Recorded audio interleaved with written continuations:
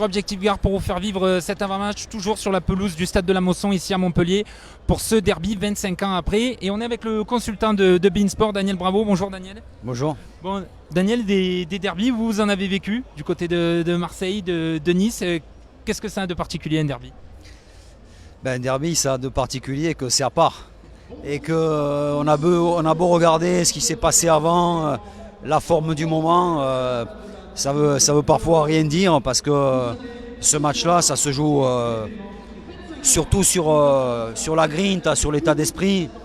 Après, sur l'expérience aussi, parce qu'il y a tellement d'engouement et les supporters vous poussent tellement que les joueurs peuvent être poussés à déjouer en quelque sorte. Donc toute la difficulté de ce genre de rencontre lorsqu'on est joueur, c'est d'être motivé et d'être à fond comme un match de Ligue des Champions, mais de ne pas perdre la tête, de ne pas faire n'importe quoi, de ne pas prendre un rouge par exemple prématurément. Ça veut dire malgré tout rester calme même s'il y a une ambiance de feu. Et oui. Dans la semaine, René Girard nous parlait carrément d'un match de coupe. Vous le voyez comme ça aussi un peu? Oui, bien sûr. En plus, il y a le style de Nîmes qui est sympa. Nous, on les a fait contre Paris, à Bordeaux. Et c'est plaisant à commenter parce que c'est une équipe qui ne calcule pas, qui joue, qui marque des buts, certes qui en encaisse un peu trop, mais qui en marque. Et voilà pourquoi ça devrait être spectaculaire aujourd'hui, parce que quand il y a Nîmes, j'ai envie de dire, il y a du spectacle, donc ça devrait être le cas aujourd'hui encore. On a l'impression que c'est un peu la sensation quand on voit les matchs, quand on voit comment les médias, notamment parisiens, nationaux, le traitent. Voilà, Nîmes, c'est un peu le promu qui fait plaisir parce que c'est chouette, ça joue au ballon, c'est offensif. Ouais, souhaitons que ça le reste.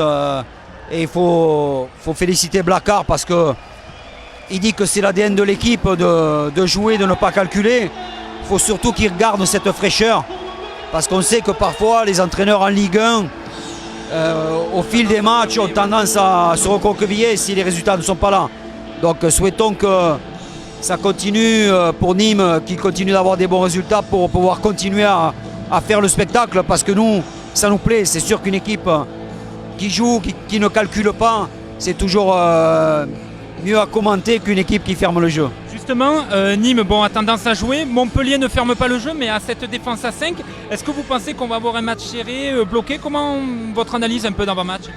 Ça dépend. Ça peut être serré, parce qu'en général, Montpellier prend peu de buts, mais en marque peu. C'est une équipe, je dirais, par rapport à Nîmes, certainement plus équilibrée, mais plus calculatrice.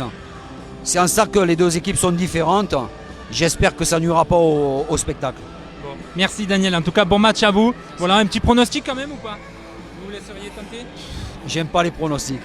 Merci, voilà Daniel. Bon match à vous Daniel, merci. Voilà Daniel Bravo, le consultant de beIN Sport qui va commenter la rencontre sur beIN avec Christophe Josse. La plupart, on imagine, des Nîmois que vous nous suivez, vous allez regarder la rencontre évidemment devant la télé. Pour ceux qui ne sont pas au stade, et les 605 supporters nîmois ne sont pas encore entrés, ils doivent être pour l'instant gardés sur le parking avant de pénétrer. Voilà, les clameurs que vous avez pu entendre, c'est pour l'entrée des gardiens de Montpellier, voilà, notamment Benjamin Lecomte, le gardien titulaire qui gardera les buts montpelliérains aujourd'hui.